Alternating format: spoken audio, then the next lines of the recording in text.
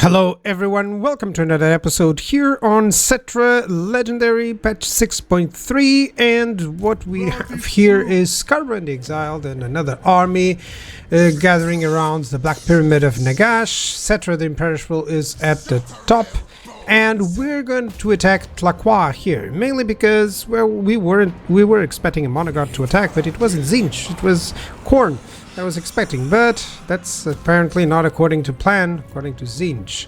So let's fight and get some settlements from Tzeentch going into the south. It seems, well, I now have another army, so I'm gonna get another lord there just to ensure that this front is proper. And I was thinking of auto-resolving this, but I might as well just fight it out in case you guys want to fight it out and to find out how I do it. Well, it's very straightforward. Just go with the ladders in. We still don't have the siege rework, so no problems with that. And I'm going to deploy my archers over there. You're going to see the archers actually managing to do some damage. Some people think that they're completely useless. No. Gunpowder units maybe, but archers are not useless in sieges, that's for sure, because of the Arc of Fire. And on the other side, I'm just going to send my Ushabti to the gates and then push through with the chariot units if it is necessary. So here come the carrion units. I just wanted to ensure that I could get, some shots, especially the bombardment. It's pretty cool.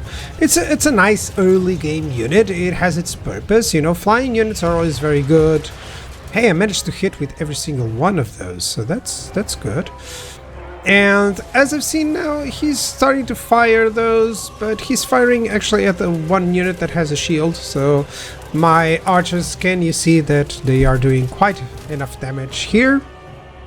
And overall, I actually am having to defend against those screamers of Tzeentch. So I'm sending out one unit of spears, another unit of my lord, actually, or my lich priest. He can handle them. They're more versus large. And I'm sending in my chariots, even though they are, they have bonuses versus large. This is way too many units for them to cause too much trouble. So overall, should be fine. And they should start rotting very soon. At the walls, we have my Nehekaran warriors going in. And there's such a good unit actually to climb the walls, damage dealers. It's exactly what you want. And I'm already going down the walls because I want to get to those blue fire of Tzeentch, the blue horrors actually. They do use the blue fire of Tzeentch basically over there, but yeah, shouldn't be too much of a problem. My Nehekaran warriors should do just pretty short work of them. And over here, there's a unit of Forsaken. Well, still, Nehekaran warriors, they still have bonuses versus infantry, so should be no problem. It's a damage dealer versus damage dealer, and I have no problem whatsoever if I lose this unit. So yeah, you can see the archers are doing quite some damage to the pinks and even the Forsaken there. So it's all important. Every single bit of damage is relevant actually here. And yeah, there's a unit of pinks doing quite some damage to these Nehekaran warriors. They're taking some damage, but they're causing some damage too. You can see that the blues are suffering quite a lot. On this side, the skeleton archer, I positioned them where they can actually have an angle of fire to attack these pinks, and I sent just the carrion to ensure that I get them to the low ground, they are not firing, etc. Breaching the gates on the other side, on the main side, and one unit of Forsaken decided to leave. Well, I don't know what they were thinking, because my chariots that are positioned outside can now go in and do a lot of damage to anyone on the courtyards, let's say, of this city. So, should be straightforward from now on. Yeah, though that chariot signalizes that we are about to win because that unit's now routing. And yeah, all that I need is, I believe, to make contact with those pink horrors and the enemy will start fleeing.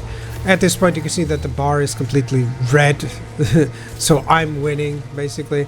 And as soon as the cultist starts routing, I feel like it's army losses for the enemy. And that's it. Quite a straightforward siege battle. There's not a lot of units there, and I win. So, after winning, I did skip a little bit. I haven't yet gone with the necessary skills selecting. Cleanse Corruption, always necessary when you're going to attack Tzeentch or any monogods. Just ensure that you have a little bit of Cleanse Corruption. Even if it's just 1 point there, it's already relevant. It's better than nothing, really. And over here, I'm so thinking that I may be able to cause a lot of damage. Let's go first Dynasty Plans now, finally.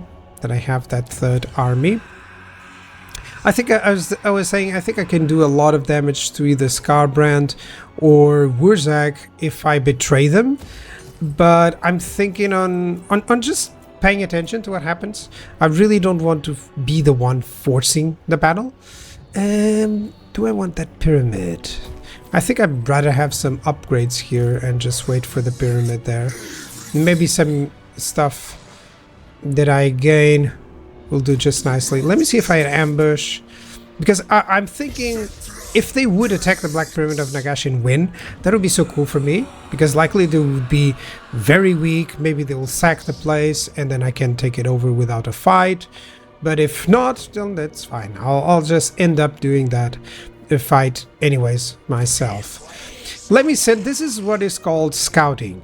Your heroes always have a little bit more movement than your army, and there's no issue with just moving them a little bit ahead, trying to scout, and then send in the other army.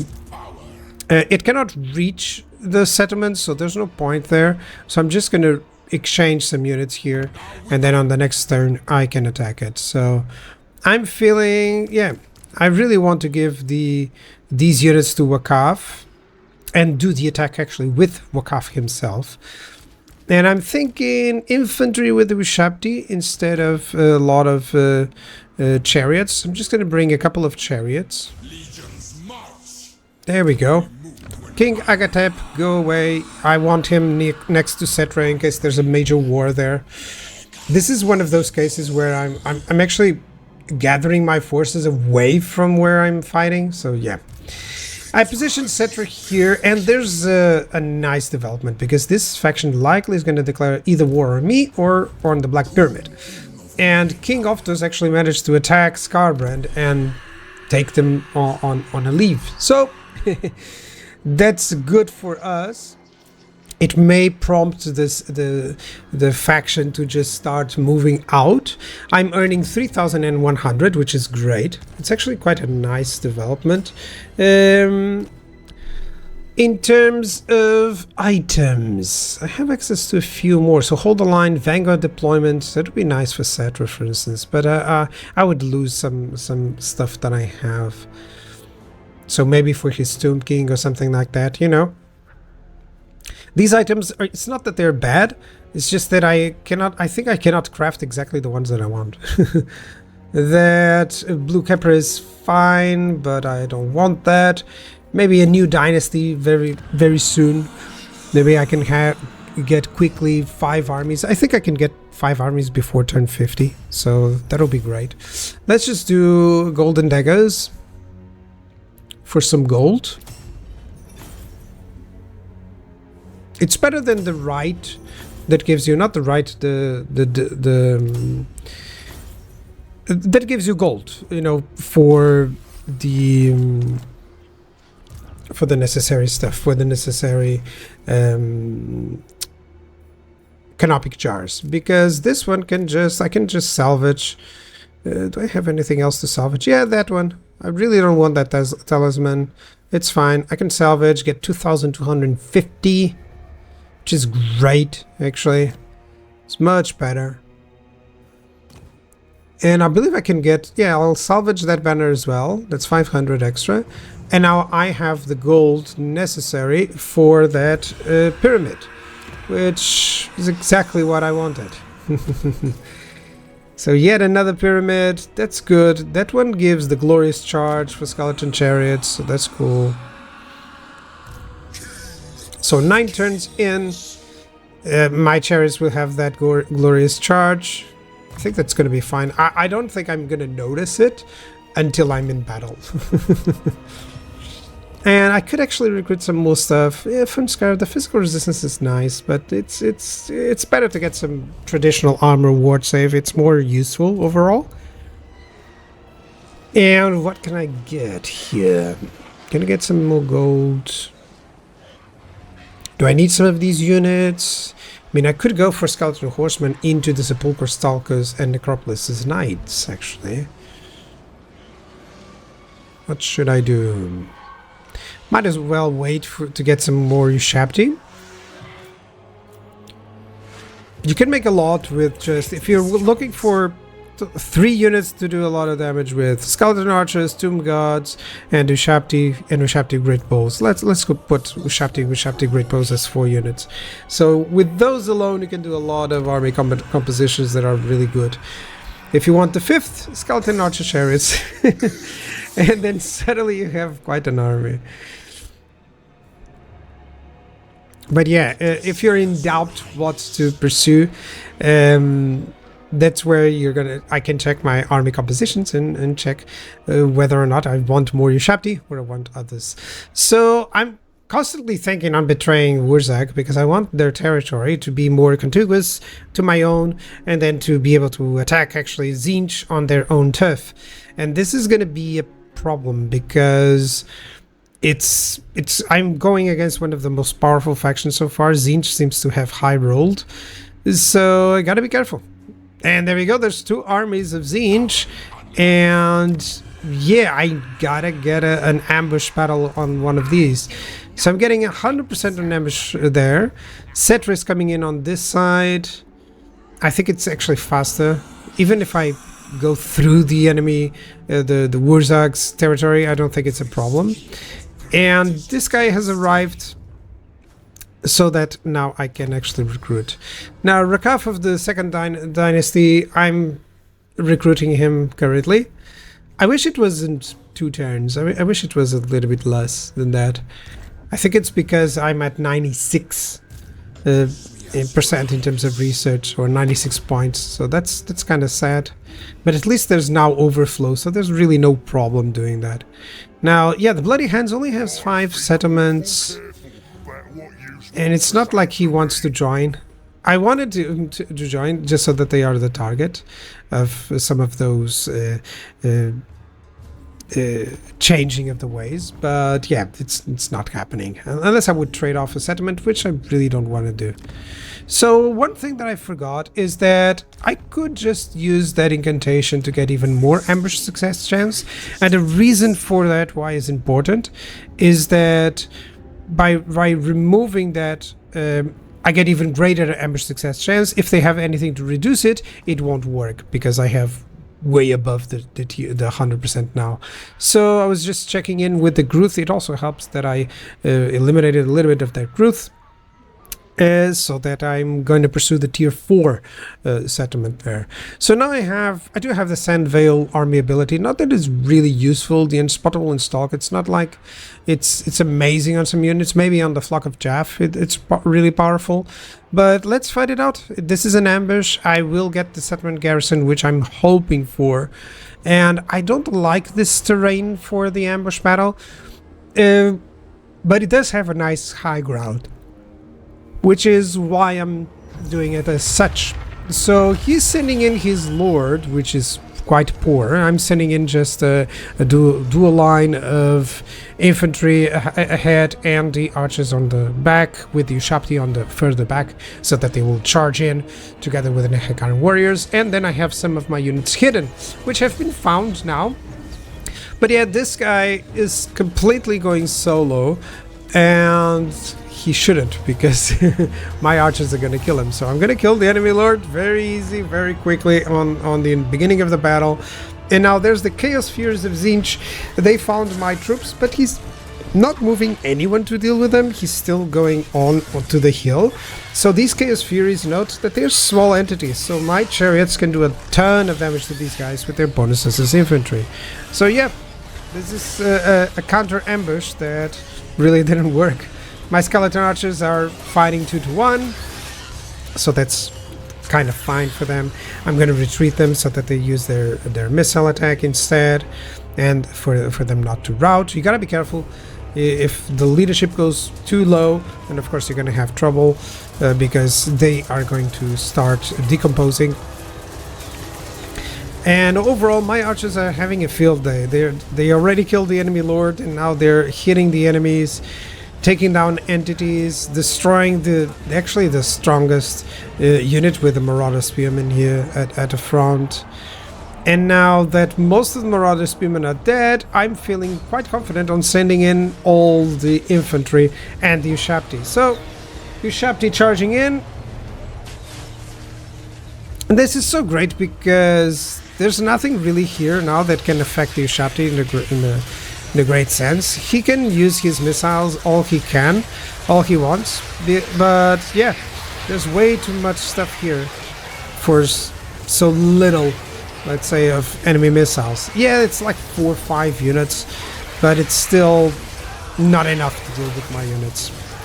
And especially all that I'm doing is sometimes pushing through with the monstrous infantry units so that I can get to a place where I can attack past the blues. The blues are being used as chaff there, which is a good idea by the AI. But yeah, that carrion unit actually managed to pull 1 unit of blues and 1 unit, if not mistaken, of exalted pinks. So there's another unit of pink horrors over here. So my chariots are just going to go in after the pink horrors and my carrion to the main battle.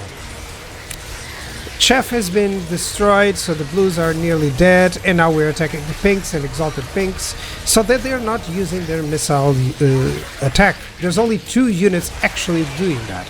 On the background there you can see that I'm dropped the bombs with the Jaff, with the carrion, and now they are going to attack on the backs of those pinks. My chariots have come out of the woods and are going to attack also the enemy missile units over there, while of course the infantry and my archers deal with the main force. Carrion attacking on the backside of these guys. This is just to ensure that they are engaged and that they are not using their missiles. So sometimes that's all that you need so this will happen. And because they're also under attack and it's also losing, it will give them army losses. So yep, you can see that they are completely going away, and suddenly that's the victory. There we go. That was a nice ambush. And quite nicely actually, because right now what we can do is we can just replenish a little bit. Yep. And then the other army that it's approaching, it's unlikely to work out for them.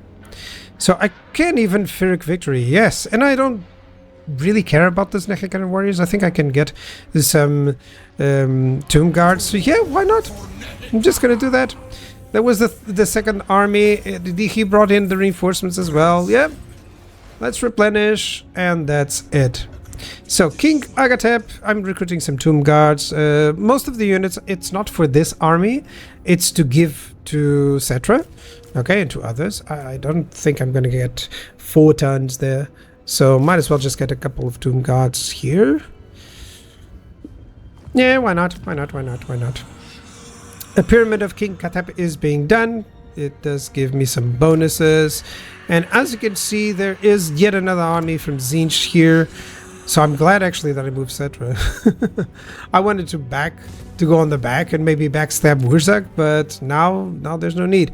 I'm gonna destroy this building just so that I can the City of Bronze, you know, which is gonna be excellent. It's gonna give snipe to Shapti, and this battle is gonna be on the next episode. So yeah, should be fine. I'm gonna recruit. I thought I could already recruit the Tomb Gods, but no. I'm gonna recruit some Nehekaren warriors after I've dealt with this guy. Yep.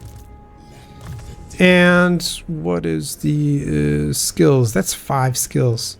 So let's go for arrows of Azaf. Yeah, because he is good with missile units. You know, King Wakaf of the First Dynasty.